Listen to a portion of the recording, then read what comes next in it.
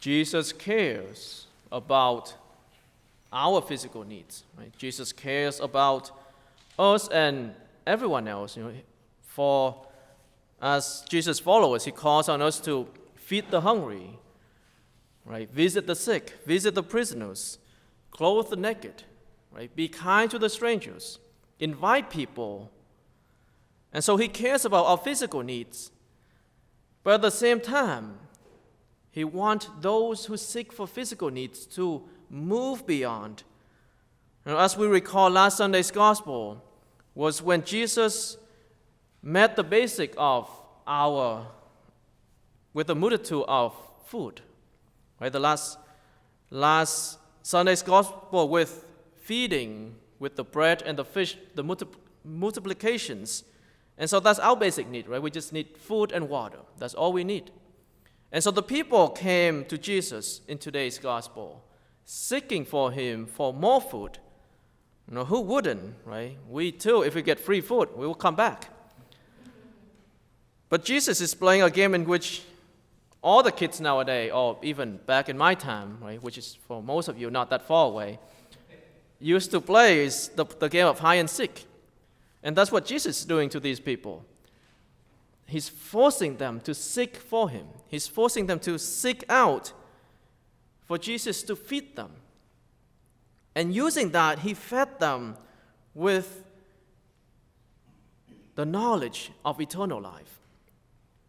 Using their physical hunger, he fed them with spiritual hunger.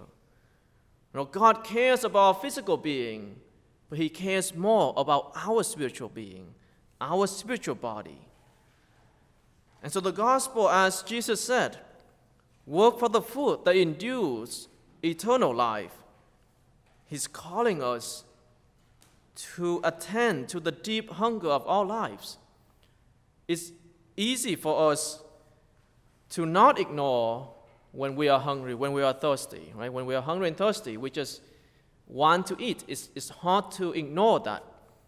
But it's easy to ignore our spiritual need because we can just turn a blind side to it. Because our spiritual need does not cry out as much unless we meditate, unless we think about it deeply, unless we really think about our relationship with God. We do not recognize that our soul is crying out to us, that it need a connections with its Creator. And so for us, in today's gospel, Jesus is trying to get the people to move from their hunger for their bodily to their hunger for their soul. And Jesus goes on to say that he not only feed them with bread, physical bread, he's also feed them with the bread of life, his body and blood, to satisfy our thirst and our hunger.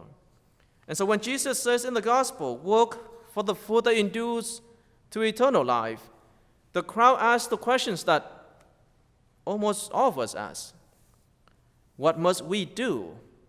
What is the work of God that we must do in order to achieve this eternal life, to achieve this eternal food? And so Jesus goes back to the simple teaching that he always tells his disciples to do. Believe in me. Right? All of us have to humble ourselves to the point of believing that we didn't create it ourselves, that we were created. We don't know the way after we die. None of us know where to go or how to start our journey after we die. And so Jesus said, just believe in me and trust in me. Right? It's simple, right? Our Catholic faith is simple. Our faith is so simple. Believe in Jesus. You are all set. Right? But because if we believe in Jesus, we'll follow his command. And his command is even simpler. Love God and love our neighbor. Right? It's very simple. So all we need to do is believe in Jesus. And if we believe in him, we believe in his words. We believe in his commandments. And only then we will be able to find eternal food. And as Jesus always called his disciples, come and see.